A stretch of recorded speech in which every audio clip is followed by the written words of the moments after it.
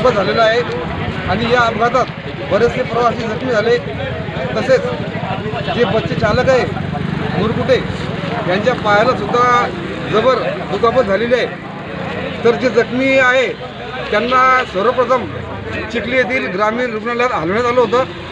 त्यानंतर बसचे जे चालक आहेत बसच्या चालकांची प्रकृती जास्त गंभीर असल्यामुळं त्यांना डॉक्टर शितोळे यांच्या दवाखान्यात प्राथमिक उपचाराकरता नेले, परंतु तेथून त्यांना हलवून बुलढाणा ग्रामीण रुग्णालयात नेले आहे। नमस्कार।